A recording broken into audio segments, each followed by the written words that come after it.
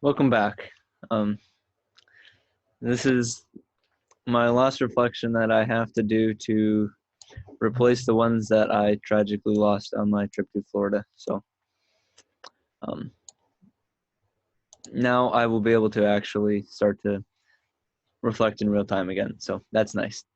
Um, Alrighty, here we go. So this is for March 2nd to the 6th, which is the week before spring break.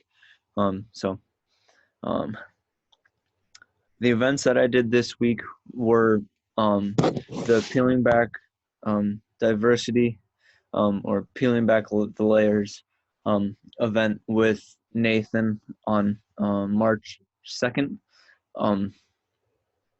And then the honors site review discussion on the March 5th.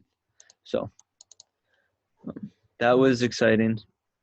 And, you know, we got it done. So, alrighty. So let's start with the March 2nd peeling back the layers event. What we did was we met about a half hour before the event, and we drew all kinds of silly faces on the oranges, and whatnot. It was quite goofy. All of the oranges had different faces. One of them was an angry person. Another was quote unquote hick. Had a cowboy hat, and what we used emojis as our inspiration. So we pretty much just copied what emojis looked like on to the orange. So it was kind of cool. And then we had the students come, and we handed out the oranges randomly, and then we made them do kind of like an icebreaker, like what you do the first week, 3-4 weeks of college. Your name, where you're from, what's your major, and one hobby or an interesting fact. And so they all went through and did the information about them based on what they saw in the orange face that was drawn on there. So they had to come up with the name, come up with the major and whatnot. And it was entertaining to see what they thought each face represented. And then after that, we had them all talk about, why you thought the faces meant what they meant, or like why can you look at some random drawing on an orange and say, oh yeah, that's a Kyle or that's a Chad, something like that, or okay, Karen. So it was very interesting. We had a really, really, really good discussion about stereotypes and what you are just conditioned to think based on what society tells you through your lived experience. Um, we are all unique. We're all different in our own cool ways, yet we are still put into categories. We are all kind of determined what we are based on what we look like, how we act, and who we hang out with. And we had a really good discussion about that.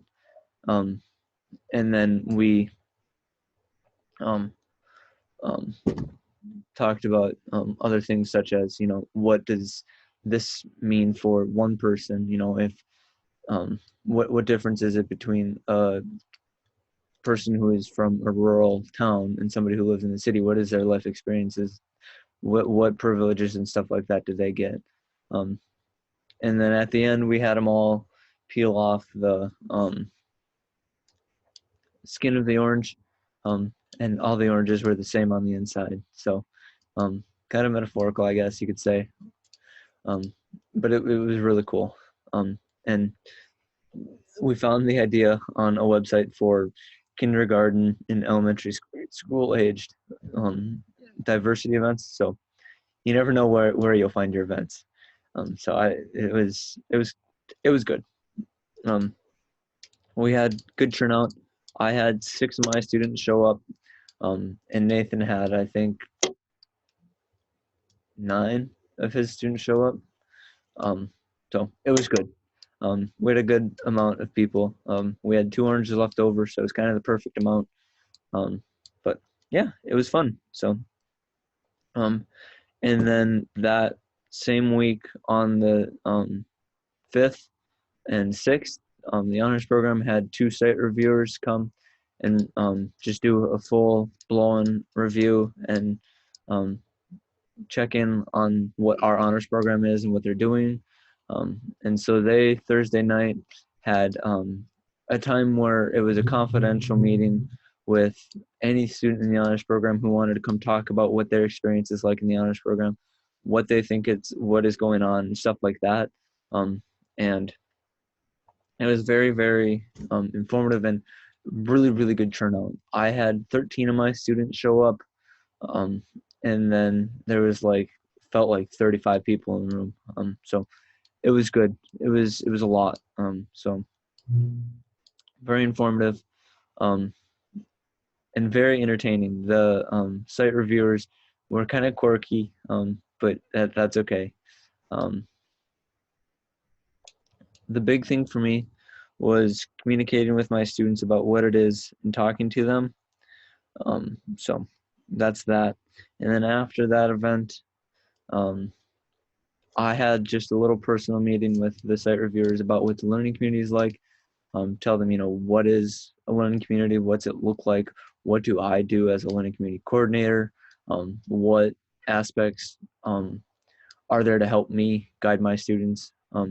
And that's kind of what I would like to reflect upon this week, just because it's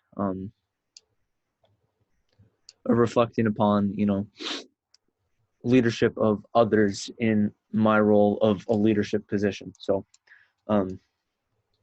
for me, my main goal is to make connections with my students, and then host events and plan stuff for my students that benefit them, and to be a guide for them. And then that is a lot of responsibility because it includes talking to faculty, it includes planning events, working with different types of people to make things happen. And it is a lot, and it's quite overwhelming at times. And without the guidance of others, it would be very, very difficult. Now we're going to start at the very tippy top and work our way down. So I'm going to start with Jean. Jean does a great job of making a personal connection with each learning community coordinator. She makes an effort to say hello to everybody when she sees them. She invites anyone to come talk to her in her office at any time, as long as she's not in a meeting. And she provides a bunch of information for us on a weekly basis that allow us to be better at what we do. And it is very informative, the information that she has. And overall, what she has done with the Learning Community Program is wonderful. Our Learning Community Program is hands down one of the best that I've seen in the area. So Gina's done a very good job at leading and organizing the Learning Community the Learning Community Program to be as productive as it is. And then my GA, well, she's not a GA, she's an intern, and she's my supervisor, Hannah. Hannah had a lot to learn. She was just kind of thrown into the deep end, and expected. It's her first year, and so she was just told to help guide us students. She has, I think, 5 learning community coordinators, that she is their main contact and whatnot, and she's mine. But she has done wonderful at working with Jean to learn how to do things. And our weekly meetings, one-on-one meetings, are very, very productive. She cares a lot about who I am as a person, how I'm doing, while at the same time helping me through my struggles as learning community coordinator. She answers probably 70 questions, not 70, but probably 10 questions a week from me. And she does it very, very professionally and quite miraculously in a time given manner. So I appreciate her for that and her guidance. But the person who has been probably the most help for me is Amber Christilis. Amber was my learning community coordinator last year, and she's the upper class learning community coordinator this year, and I took her position from last year. So she's been kind of a mentor for me, and she helped me through the first couple of weeks. She's always offering to help. She always wants to know how things are going.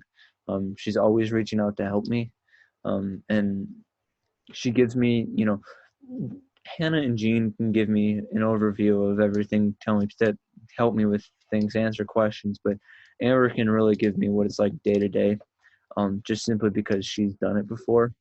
And Amber has been really helpful. And the one thing that I take away from what Amber did last year and what she's working and improving upon this year is how she reaches out to students and communicates with them. Um, Amber does a really good job at trying to make sure that every single person feels wanted or desired to talk to um, by reaching out to them. And so I'm trying to do the same with them. She is wonderful at how she does it, and I find myself copying a lot of what she says, or at least modifying what she says to fit my situation. So um, Amber has been a huge help to me, and I'm very grateful for that. So um, yeah, and I would say Amber's leadership style is definitely relationship based. So, and that's what mine is too. Um, I mean, my skills finder test, strengths based leadership test, the test that you take with Gallup that gives you your strengths as a leader. All five of mine were relationship building. So, the relationship key is part of this whole thing is huge to me. And so that's what I've been trying to work on. So I appreciate Amber for that. Um, Anywho, um, I I'm excited for things as they come up. It'll be nice to actually reflect as things come. So goodbye, people.